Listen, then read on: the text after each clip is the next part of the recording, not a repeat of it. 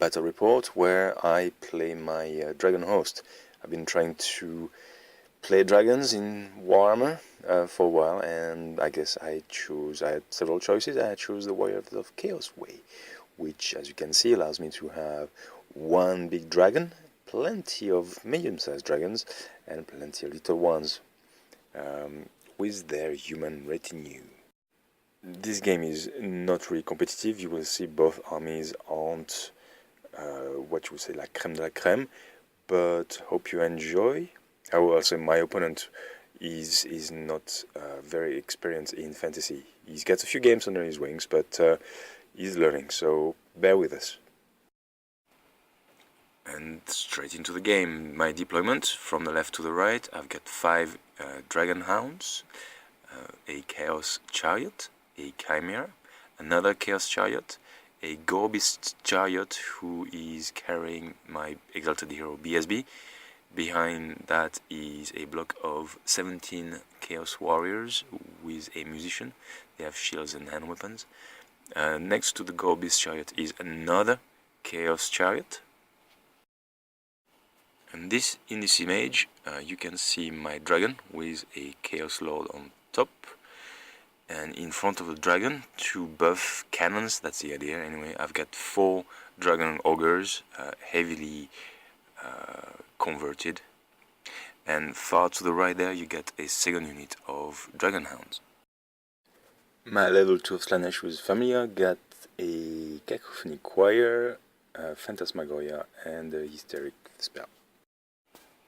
Dark Elf deployment, we have 20 Corsairs, 10 Executioners, 1 Ball Thrower, 15 Dark Shards, Morathi on a Dark Pegasus. On to the next picture, we have another Ball Thrower, 20 Dread Spears, 15 Cold One Knights, sorry, apologies, only 10 on the table, but there are 15 in that unit, and then on the extreme left, 10 Warlocks. The Dark Elves, Morathi gets lots of spells, she will only use 1 Doombolt, and the Warlock gets some spells as well. But yeah, you'll see them in action. I'm not sure which one we are. Sorry about that. Overall, the deployment looked like this. As you can see, I bunkered on the right hand side away from the Warlocks. I know these things are to be feared. So I've got a few tricks in my my sleeve. Oh yeah, I did forget.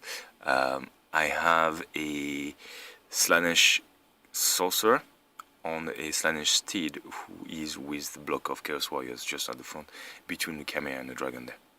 So he's got some tricks, and as you can see, the Dark Elves are pretty much spread out, hopefully trying to get ready to fire their ball guns and their shooting phase and their nasty magic. The Dark Elf won the Vanguard move and moves their Warlock on the right hand side like this. I move my leftmost unit of Dragon Hounds forward, trying to bait Morathi and the Cold One Riders, and my other unit moves on extreme left forward 12 inches. A Dark Elf turn 1 on my right hand side, he moves his unit of Corsairs. On here we counted that as a hill towards my Dragon Hounds, and then he moves most of his unit forward without marching, ready to shoot. And on my left hand side, you can see his Warlocks have turned and march towards my flank. That doesn't look good. Yeah, I think these Dragon Hounds are toast.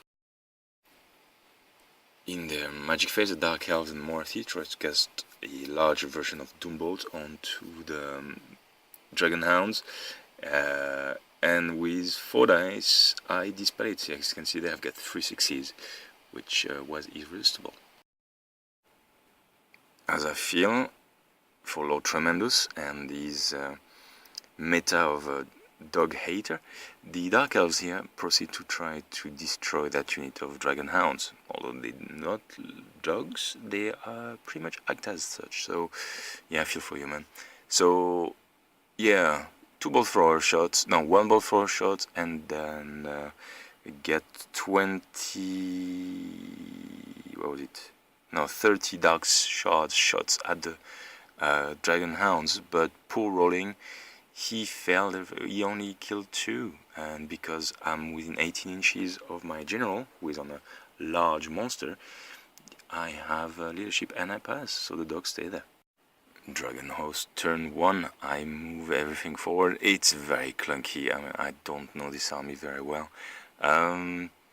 Yeah, so I kind of want to do a... yeah, I'm a Bretonian player, so I want to do a coordinated charge, or at least have multiple coordinated charges between my chariots, between my camera, my dragon, and I want to protect my flank. And to do that, I move my dragon ogres towards the left, behind the lines of blocking terrain, and I get my low Slanish sorcerer outside the Chaos Warriors to do a little bit of tricks. What trick, you may ask? Well, it's simple. I'm casting Historical Frenzy on the Warlocks, the 10 model Warlock unit, so they have to charge anything they can in next turn if they fail their leadership test. I, of course, place my remaining Dragon Hounds in such a way that they are in charging distance, and if they flee and the Warlocks overrun, they will be presenting a nice flank to my Dragon Ogres. In the same magic phase, I try to cast Bubble Phantasmagoria, who has a bubble 24-inch, get 5 of his units, but he get it dispelled, which was unfortunate because that would definitely help for failing the leadership and having to charge in next turn. Dark Elves turn 2. Right, so he fails his leadership test. He gets a 12 for the Warlocks. He needs a 9 to charge and gets a 3, gets a 2 and a 1. Well, we forgot, so we re-rolled the extra dice. They were Swift Stride, so he gets a 6, so still get an 8 instead of 9, so he moves 6 inches closer. He then proceeds to move his 15 model of Cold One Riders closer, and his Dread Spears.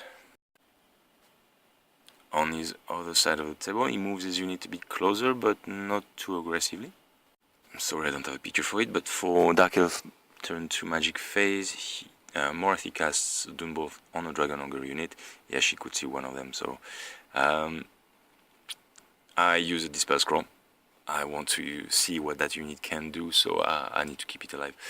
But then his Warlocks decide to cast Doombolt on the Dragon Ogres, get 9 hits, 6 wounds through, so one of my model is gone, and I get 2 wounds on a third model. In the shooting, I think he causes 2 wounds to one of the chariots, and that's about it.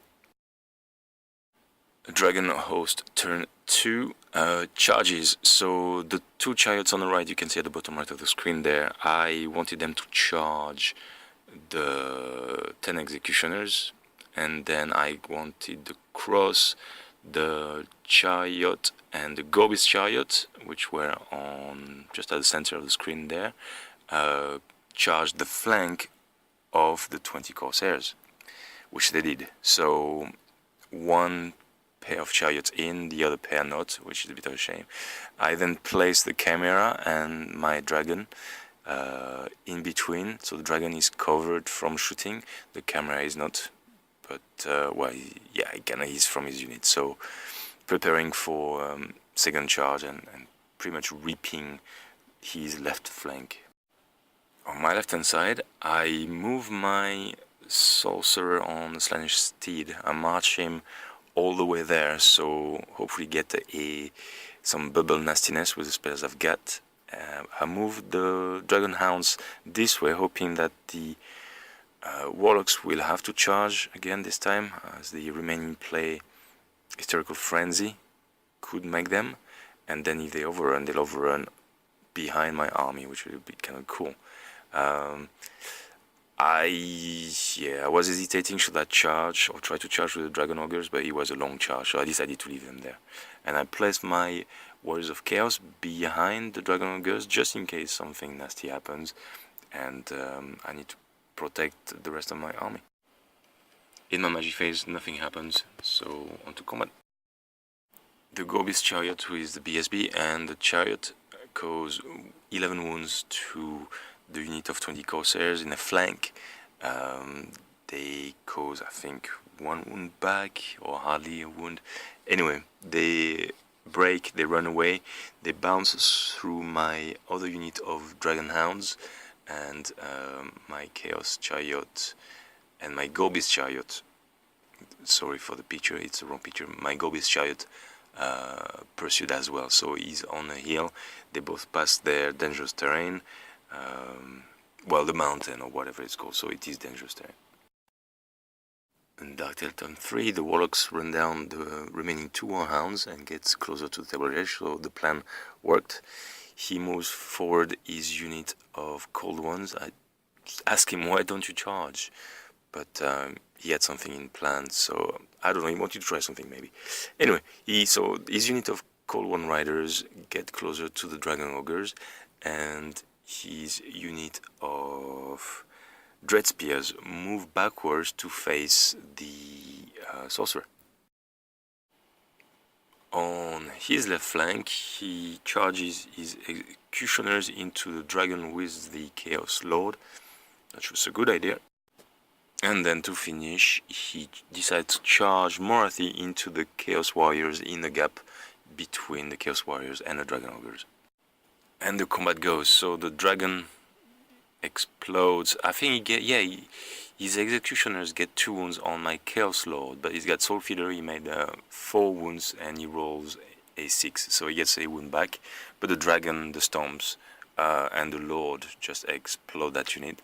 Down to 1, we run them down, and we are placed like so ready to charge whatever we want on his battle line deployment zone. The combat with Morathi, he made the Chaos, I think he proceeds to undress his general. I want a diamond ring, I want some bracelets and everything. Daddy. And makes all my warriors drool in beatitude. So I think I cause 1 wound to her, she causes 3 wounds, but we had the general leadership. We started with this combat 18 inches away, so they were on a 9 and they rolled just a 7, so they passed their moral check. They did not break. And I forgot to mention, in his magic phase, his Warlocks just turn their heads to the left and get the Dragon Ogres -1 strength and toughness. Dragon Host turn 3, I charge the Dark Shards in the flank with the Dragon and the Chimera. I just need to try the Chimera, I haven't played her yet.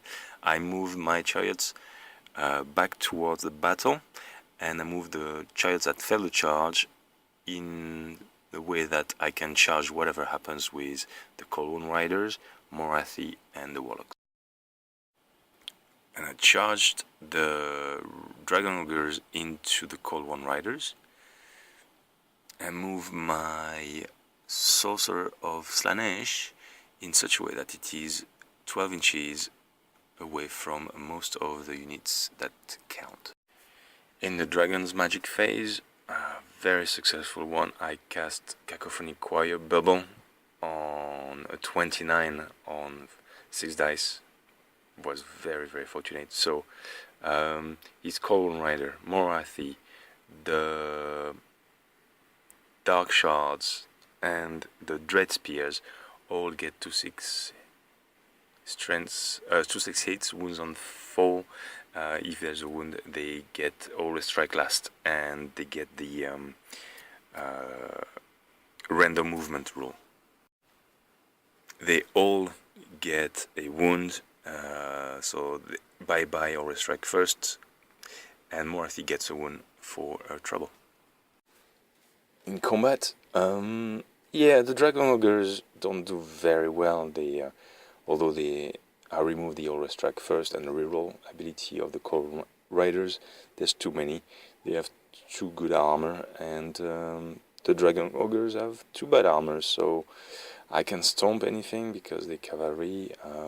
I mean, they're cool. They're a good buffer for the Dragon and the Lord on top. But in combat, I guess they're not ready to take a unit like 15 Cold One Riders. Morathi, on the other hand, the Chaos Warrior did that thing, get their minds back, and decide to fight like men against Morathi, and they slap her face, so the remaining wound she had, she loses, and she's dead.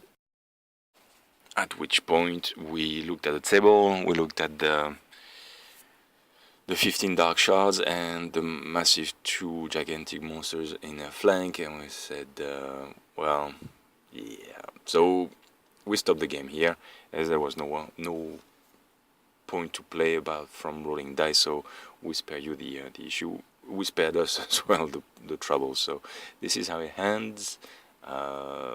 Dragon host victory. The Dark Elves got a bit in trouble, I think. Maybe too aggressive for Dark Elves, too much in my face. I would have expected to see the Cold One Riders in my face earlier than that, and not Morathi, definitely not Morathi, but there you go. Could see that potentially next turn his Cold One Riders were gonna charge my Chaos Warriors. His Warlocks could have done some nasty things on one of my units, but then I got 4 Chariots waiting to do some things. I've got a fully healthy Chaos Sorcerer just there waiting to remove their strike last. Oh yes, and by the way, they probably could have failed their charge as well because they had random movement going on. So yeah, that spell is nasty. I think that's a good spell for this army. The Dragon Host is designed to be a mobility army. Go around, hit hard, precise strikes, and therefore to allow that, if I can control the movement of my opponent with that sorcery, it's a good thing.